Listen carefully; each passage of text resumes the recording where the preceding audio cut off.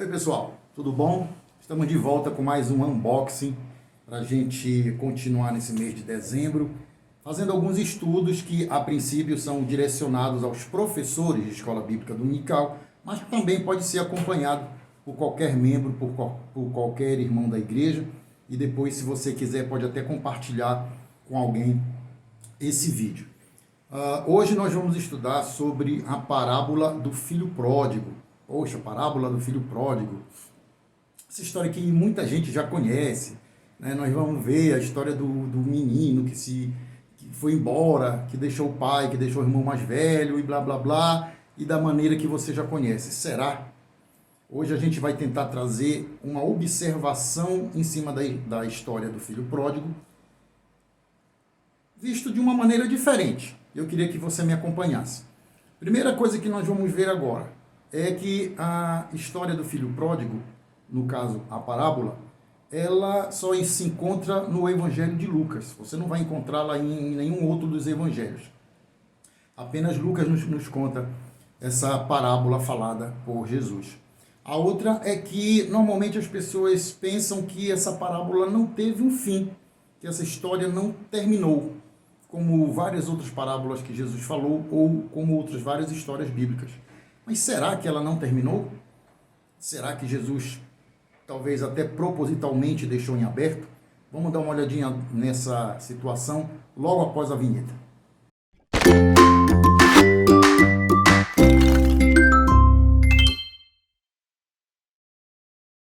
Bom, você vai abrir sua Bíblia agora comigo, lá no Evangelho de Lucas, como eu falei, no capítulo 15, onde nos fala sobre a parábola do filho pródigo a partir do versículo 11. Tá? Eu não vou ler aqui o texto todo, vou me deter em apenas algumas partes. Por quê? Porque você já conhece, pelo menos por cima, a história do filho pródigo, ou talvez já leu várias e várias vezes, já leu inclusive talvez até para o seu filho, para sua filha, para algum amigo, para algum parente, contando essa história que é muito interessante que Jesus coloca diante de nós, tá bom?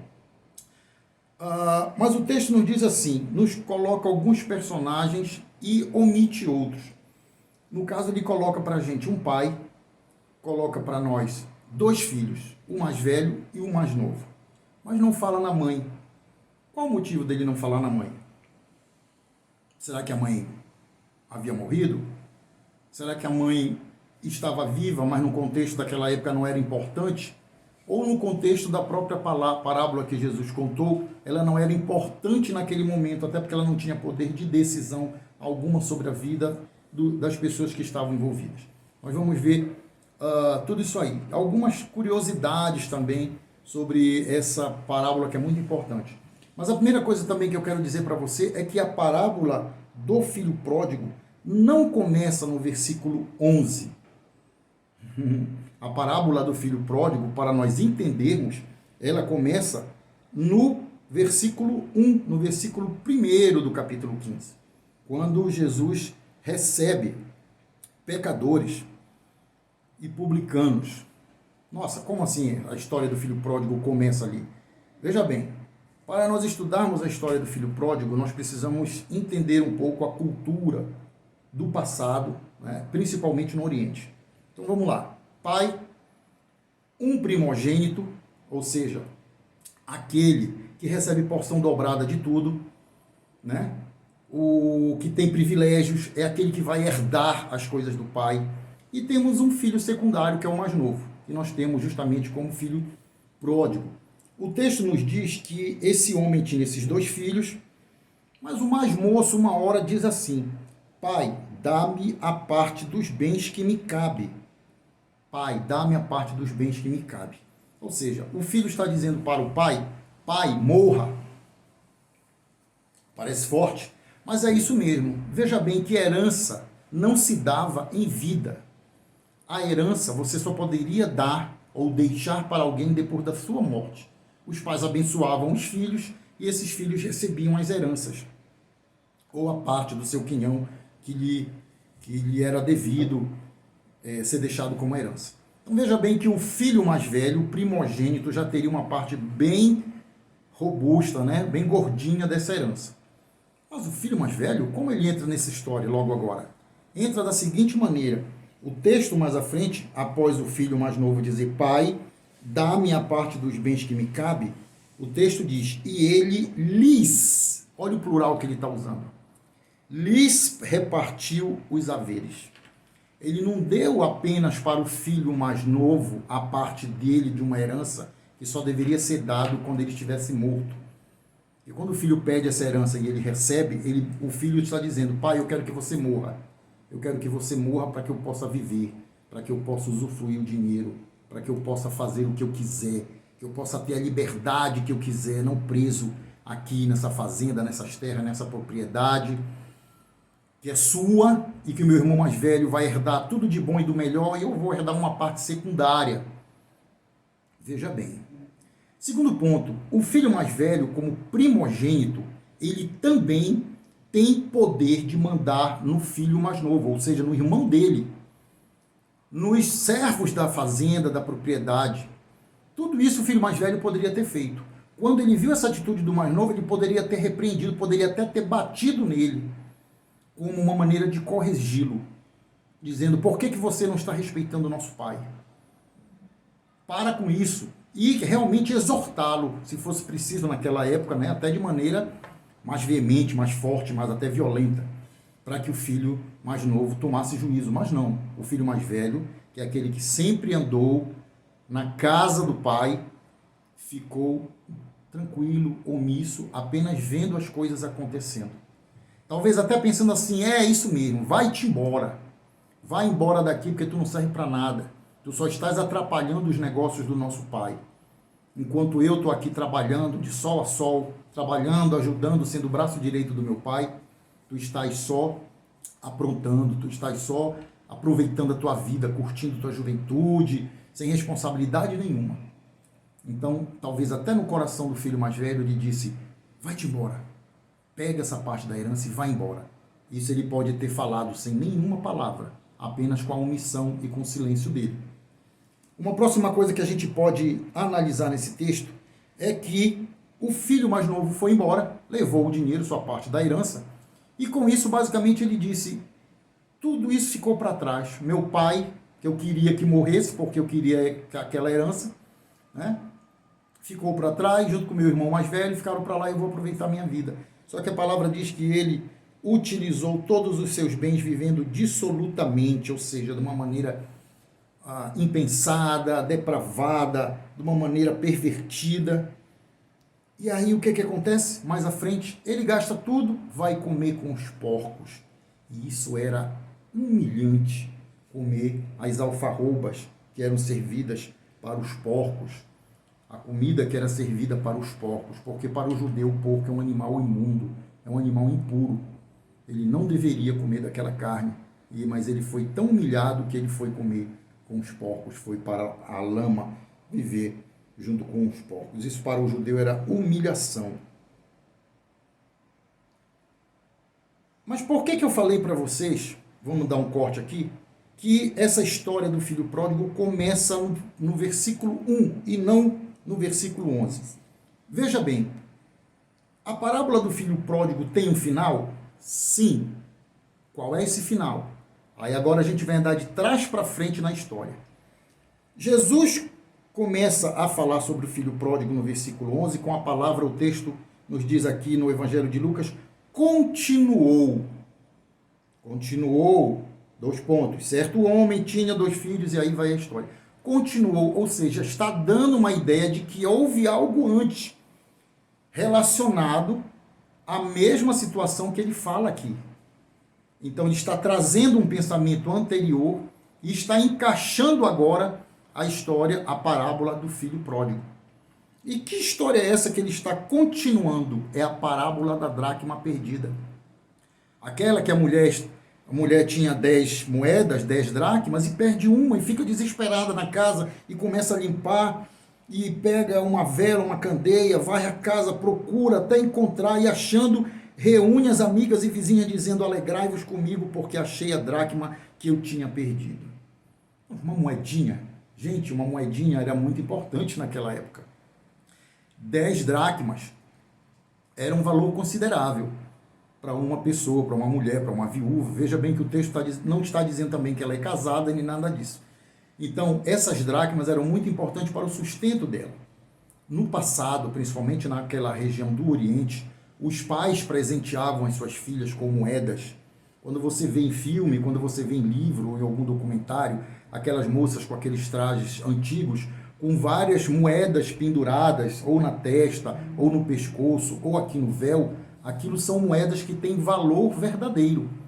Muitas vezes eram o dote que o pai estava dando junto com a filha e aquelas moedas para caso acontecesse alguma coisa com o marido dela, com a família dela, e ela viesse a ficar sozinha, viúva, e não quisesse retornar a morar com seu pai, ou não ser inclusive desposada pelo seu cunhado, como era costume na época, ela pudesse sobreviver, pudesse se manter inicialmente. Então, uma dracma fazia muita diferença.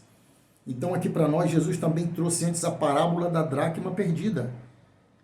Mas veja bem que essa parábola da dracma perdida também começa com uma conjunção alternativa. Língua portuguesa, conjunção alternativa, ou. O texto diz no versículo 8, ou qual era a mulher que, tendo 10 dracmas? O ou traz para a gente também a continuação de uma ideia, ou o contrário dela, porque ele está dizendo ou seja, pode ser outra coisa. Portanto, antes da parábola da dracma perdida, ele já vem falando sobre a parábola da ovelha perdida, fazendo uma linha de pensamento da ovelha perdida, que é justamente quando o texto nos diz que existia um homem e que ele tinha 100 ovelhas e perdendo uma delas, não deixa no deserto as 99 e vai em busca do que se perdeu até encontrá-la? Veja bem, ele também aqui está falando sobre resgatar, sobre buscar aquela que está perdida. Não é que as 99 não interessem, mas acontece que aquela que está perdida é muito mais importante do que as 99 que estão salvas. Mas aí essa parábola da ovelha perdida também começa com uma outra palavra que significa que está sendo deduzida a continuidade de um assunto, que é então. Veja bem no versículo 3. Então lhe propôs Jesus esta parábola. Propôs a quem? O versículo 1 vai dizer: aproximavam-se de Jesus todos os publicanos e pecadores para o ouvir. Publicanos e pecadores. E murmuravam os fariseus e os escribas, dizendo: este recebe pecadores e come com eles. Ora, o texto está nos dizendo que Jesus estava comendo com pecadores e publicanos. Se ele estava comendo, ele estava sentado a uma mesa que provavelmente era dentro de uma casa. Dentro dessa casa ele estava rodeado de pecadores e publicanos, não participando de conversas vãs, de conversas do mundo, com assuntos que envergonhariam qualquer pessoa. Não estava ali comendo coisas impuras a ele ou impura ao próprio judeu. Não estava ali por um motivo fútil. Ele estava comendo ali porque aquelas pessoas eram justamente a ovelha que havia se perdido no meio das 100. Aquelas pessoas que estavam ali, pecadores e publicanos, eram justamente aquela dracma perdida que aquela mulher havia perdido. E então ele traz a continuação. Ele chega para aqueles fariseus e escribas que se julgavam muito superiores aos pecadores, muito superiores aos fariseus. Eram aqueles que estavam na casa do Pai, sempre ali de maneira religiosa, de maneira mecânica, de maneira cartesiana, com a lei à sua frente, sempre fazendo as coisas na casa do Pai. Então você pega agora, para a gente chegar no final, o pulo do gato que Jesus deu, vamos assim dizer. Ele traz de um momento onde ele está sentado com publicanos e pecadores, um momento de reflexão para aqueles que se julgavam mais do que aqueles homens e mulheres que estavam sentados com Jesus. Eles fazem comentários, olha, ele senta com os pecadores, ele come com os publicanos. Jesus ali foi, deve ter levantado, imagino a cena, foi até o lado de fora, que provavelmente eles estavam olhando da porta, não haviam se juntado, né, aquela turma, estavam ali afastados, e Jesus olha para eles e diz assim: eu vou propor para vocês uma parábola. Qual dentre vós é o homem que... Aí ele vai e fala das ovelhas, da ovelha perdida. Depois ele diz, ou, dando continuidade à história da ovelha perdida, qual a mulher que tendo 10 dracmas e vai?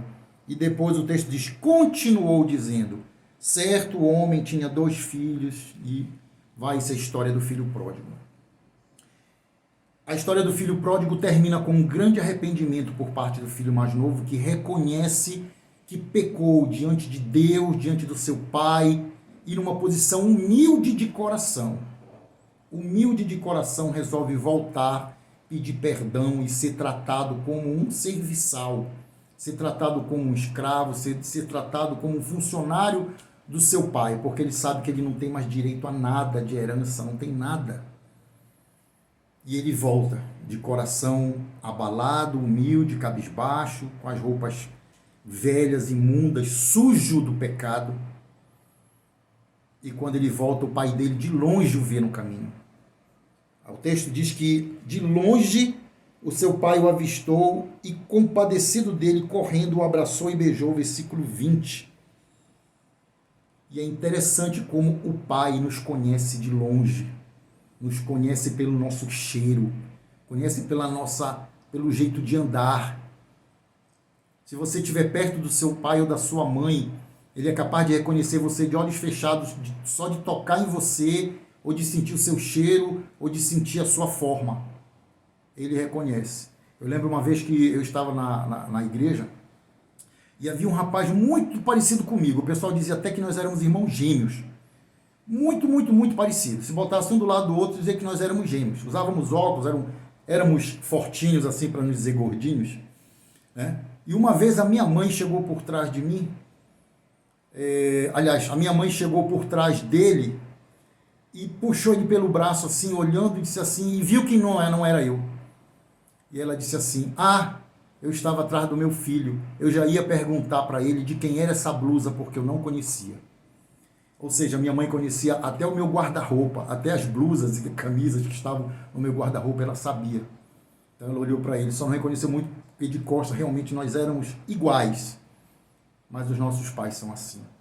O texto também termina dizendo que o pai o recebeu sem que o filho precisasse pagar nenhuma das suas dívidas, não precisasse pedir perdão publicamente, não precisasse se expor, não fosse preciso trabalhar para o pai durante anos para poder pagar por aquilo, pelo prejuízo, para ser aceito de volta, não.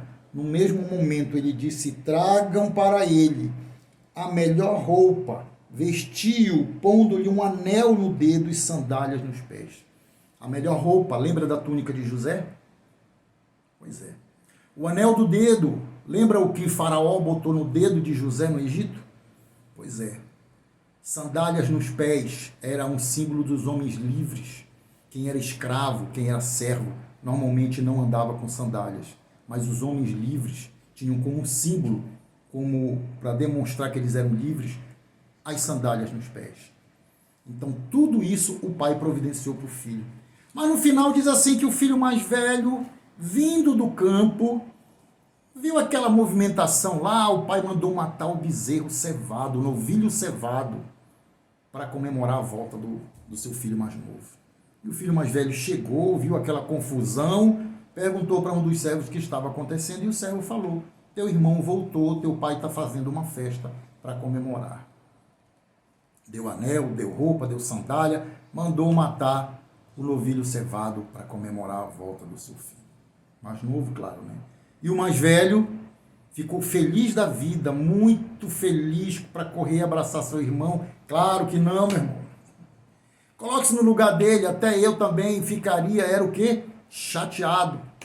Como é que eu estou ali na casa do pai, da mesma maneira que aqueles fariseus e escribas estavam servindo no templo de Jerusalém? Aquele filho mais velho estava na casa do pai, fazendo tudo para o pai. Por amor? Não sei, não posso julgá-lo. Mas muitas vezes por obrigação? Sim, como muitos crentes hoje fazem.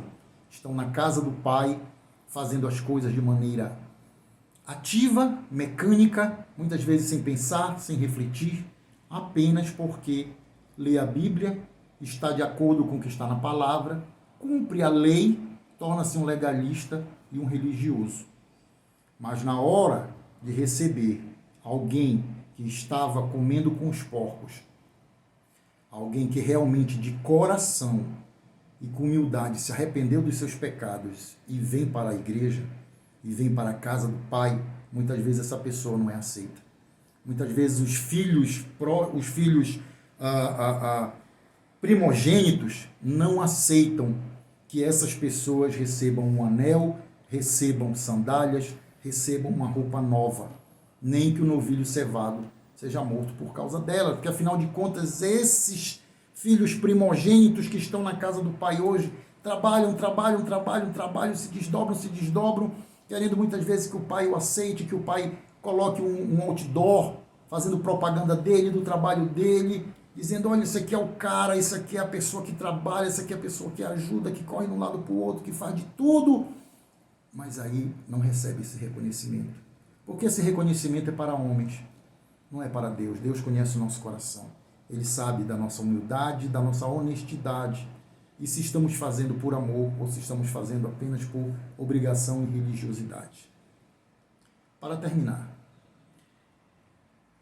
o que você acha que aconteceu naquele momento onde no final o pai convida, com essas palavras, quando ele diz, meu filho, tu sempre estás comigo, falando para o primogênito. Tudo o que é meu é teu. Entretanto, era preciso que nos regozijássemos e nos alegrássemos, porque esse teu irmão estava morto e reviveu, estava perdido e foi achado. Vejam bem que o pai não obrigou o seu filho mais velho a entrar. Era uma desonra naquela época, quando o pai dava uma festa, um filho não aparecer para comemorar. O pai poderia ter obrigado o seu filho mais velho, seu primogênito, a entrar e celebrar, mesmo que fosse na falsidade. Ele poderia ter obrigado, mas ele resolveu deixar em aberto para que ele decidisse se ele iria entrar depois de toda aquela explicação que ele havia dado, ou simplesmente ficar do lado de fora, amuado, com a cara feia, fechada, enquanto a celebração, junto com aquele arrependido, estava acontecendo lá dentro. Naquele momento, Jesus estava dizendo para aqueles fariseus e escribas que estavam ali, olha, depois disso que eu falei, vocês querem entrar para celebrar conosco, para participar conosco, ou vocês querem ficar do lado de fora aí, amuados, se achando o último biscoito do pacote, porque vocês estão no templo todo dia, fazendo as coisas de maneira legalista, mas o amor por Deus realmente não está nos seus corações. Então você que se sente perdoado por Deus pelos seus pecados, você que se sente acolhido por Jesus e que Jesus morreu na cruz pelos seus pecados, também receba, também aceite esses pecadores, essas pessoas que vêm de longe, com as roupas sujas de pecado, dos trapos imundos, da lama do pecado, que estavam comendo com os porcos e que hoje, humildemente, vêm reconhecendo o amor de Deus por elas, e que essas pessoas querem lhe chamar de irmão e de irmã, querem fazer parte da casa do Pai verdadeiramente. Aí fica diante de você e diante dos seus alunos também essa colocação. Você tem um livre-arbítrio para ficar do lado de fora, amuado.